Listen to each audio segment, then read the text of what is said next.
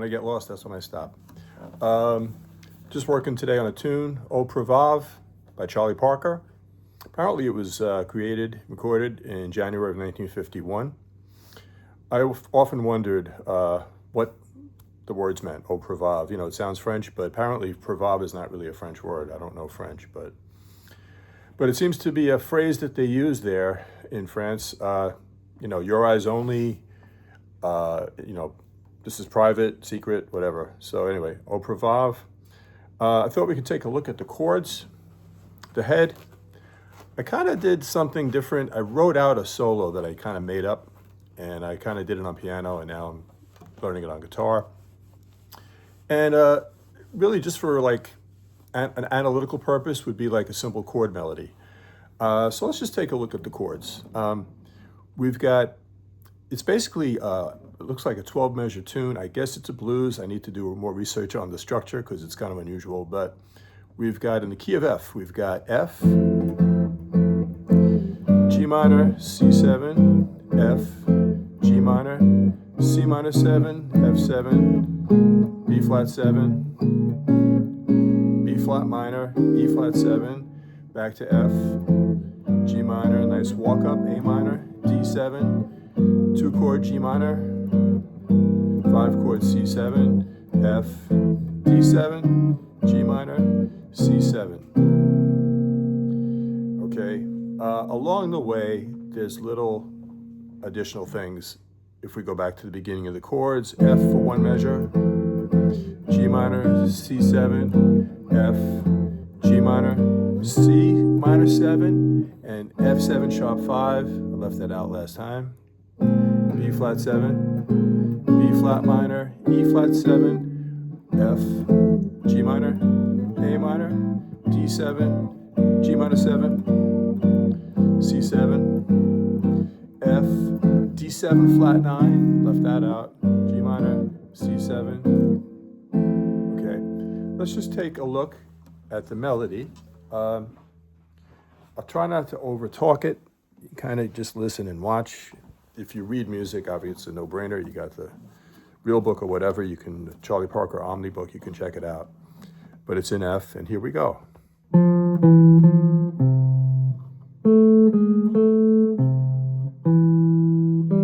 Whenever you see me do something like that, that's an open string, that's the open G.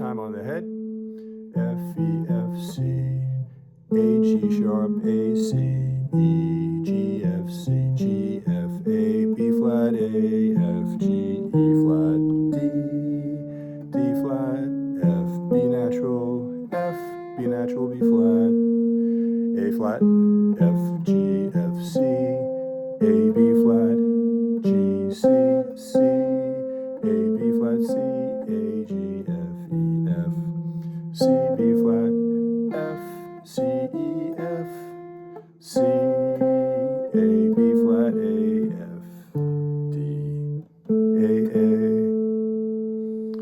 Okay. Some things to do with the chords. I was trying to get out of just what I always do, which is just very dry. So what I came up with was, not that it's that great, but just some ideas. F,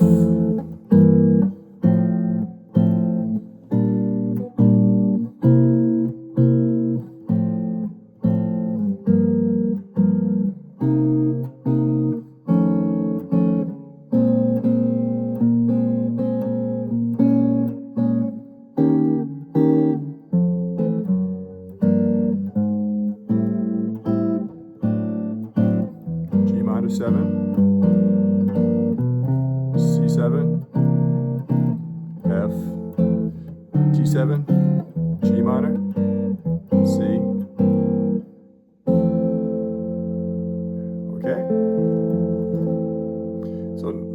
nothing major there, just kind of like trying to do a little movement. That's for the first measure, which is all F.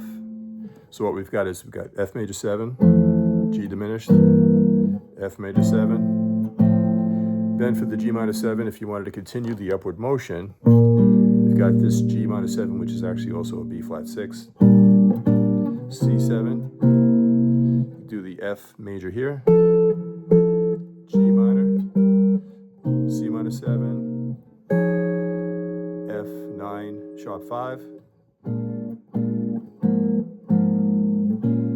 So this is just going from root position B flat 7 to what would it be, a third inversion, barring B flat on F with the A flat on the bottom. So it's like a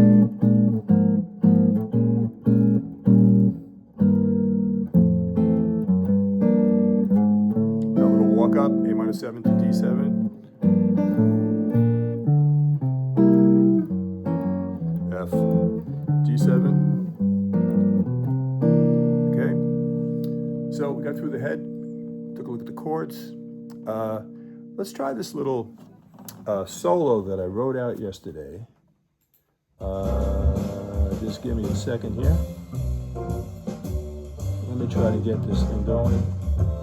I wrote it out on piano because with piano, the nice thing about it is you can hear the notes that you're creating against the underlying chord. So that's why I did it on piano. It's a really good exercise. I got the idea from Rich Severson. Rich is great. If you haven't checked him out, he's on all over YouTube. He's got lots of free videos on YouTube. He's got live streams he does every Wednesday. And East Coast time, it starts, I believe, at 3. West Coast, it starts at 11 a.m. No, West Coast on Wednesday, it starts at noon, and East Coast, it starts at 3. But he's a very good jazz player, a very knowledgeable teacher. He's been doing it for a long, long time. He's written books. And he had the idea of writing out a solo. And his idea is actually a little more extreme from what I did. Put your guitar away and write out a solo. So have the chord changes in front of you, write out the solo, and then later go to the guitar. I kind of did it at the piano, which is sort of a mixed approach. But anyway, I'm going to try to get the backing track going, and then I got a short little solo here.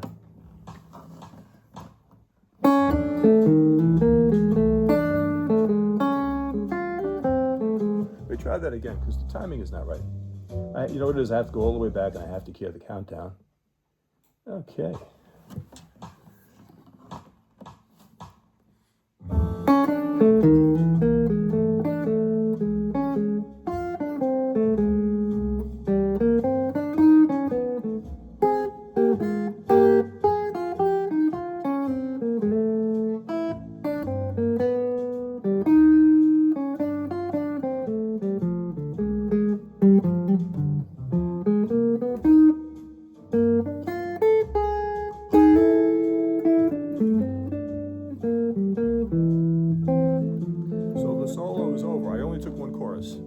So I'll just give you a look at what I wrote out. If you read standard, you're all set. Maybe you can grab a screenshot. You know, nothing that monumental. Really just an exercise that you should do for yourself. Create your own solo. Okay.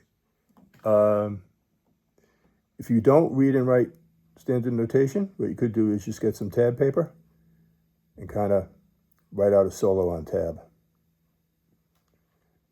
What I tried to do in this was I tried to come up with stuff that I don't always play for the last 40 years, which is always a challenge. So getting away from the guitar with Rich's idea is actually a good one. You're just kind of calling upon your knowledge of the notes that are in chords, what accidentals, alterations you can throw in. But anyway, yeah. So what I tried to do was I tried to come up with different ideas, as I said, but I also tried to do a little something that I learned from Rich Severson, which is on an F major 7, I started with just kind of a chromatic move from the sharp 5 into the 6. So we've got 1,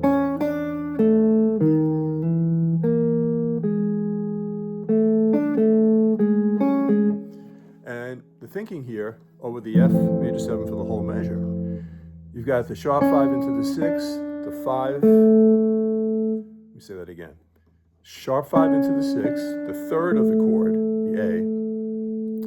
You've got the flat 7 into the major 7. And you've got the B flat. So really what we have here, we have E flat into E, B flat into A flat. And part of what prompted that is Rich's idea, which is if you're soloing over F major 7,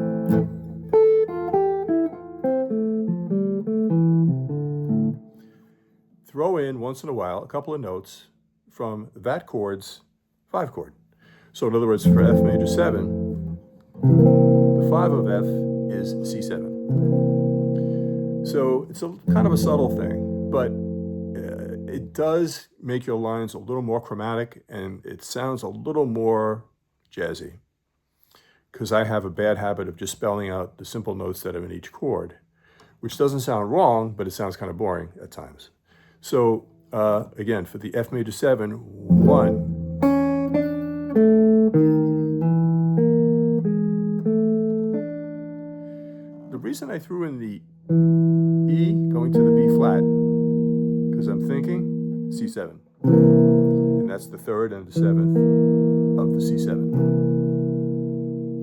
So instead of just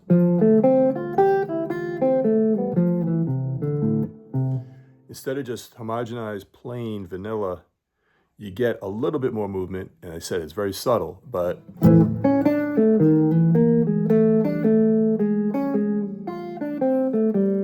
here what I did was I purposely threw in a quote-unquote wrong note just to break myself out of all my stuff that I always play. Yeah, so I won't belabor the whole thing, but then we get to the 4th measure here is a turnaround. It's a 2-5 C minor to F7 sharp 5, and I just came up with, and I think what I was thinking of the piano when I wrote it down was it's basically the F altered. Now, if I remember my theory correctly, F altered would be start on F, half step, then whole step, then a half step, and from there, all whole steps to finish it off.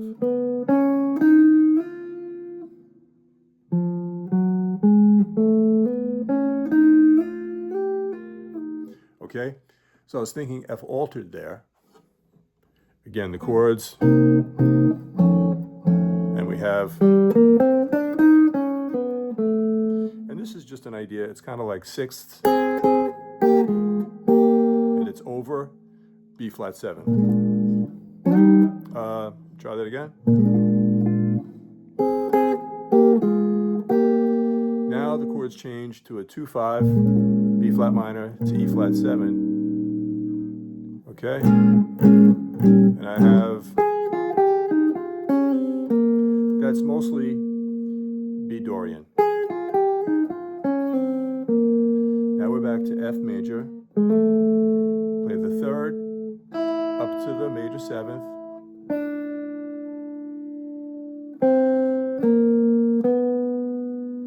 Now here I'm trying to echo Charlie Parker's melody. You know, he's got that great line where it's,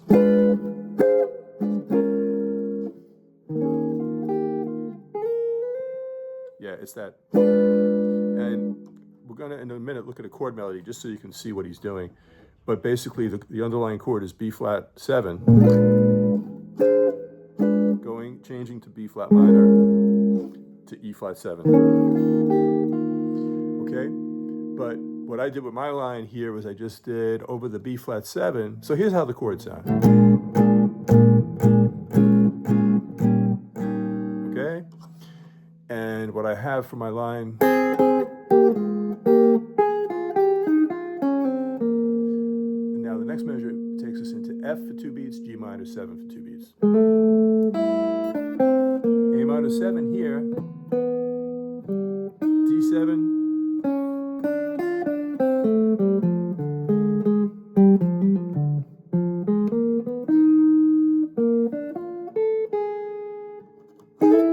so I threw in over the C7, you know, the things you have in your head from hearing tunes.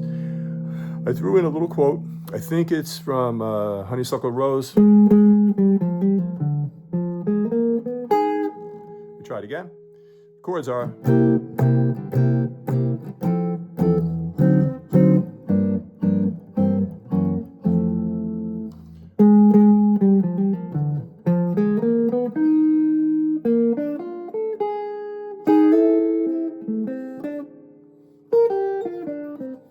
So that's an idea that you could try, is just when you're doing your, let's say, for F major, you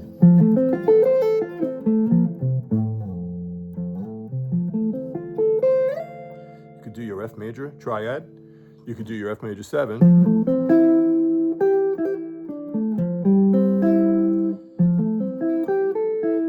could do your F6,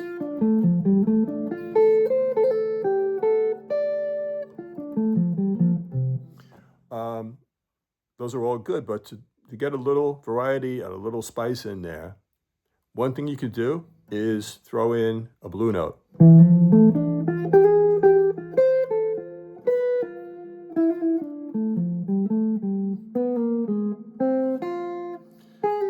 So like the A flat would work.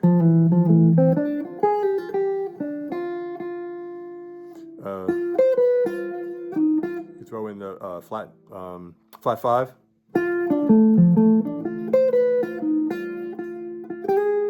flat 9, A flat.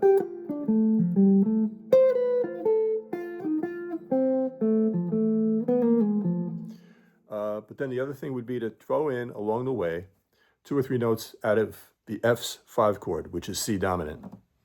So if I just try to make one up on the spur,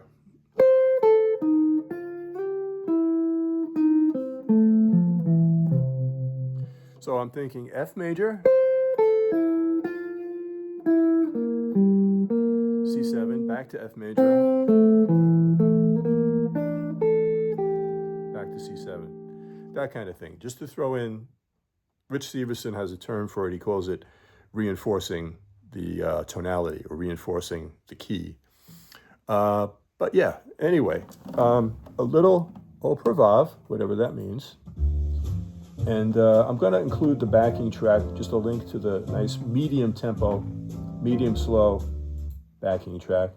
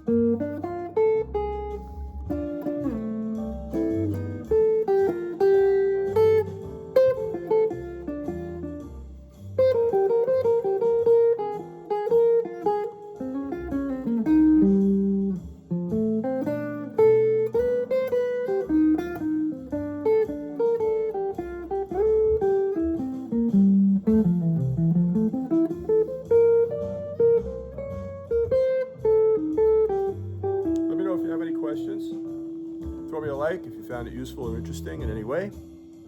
Consider subscribing if you haven't. I think I'm getting close to 600 videos now. A whole lot of chord melody instruction, little performances along the way, some soloing ideas, improvising ideas, and I've got a few hundred videos of playing with another guitar player, Ernie Pugliese, excellent player.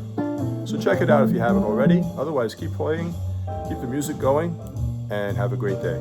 Take care.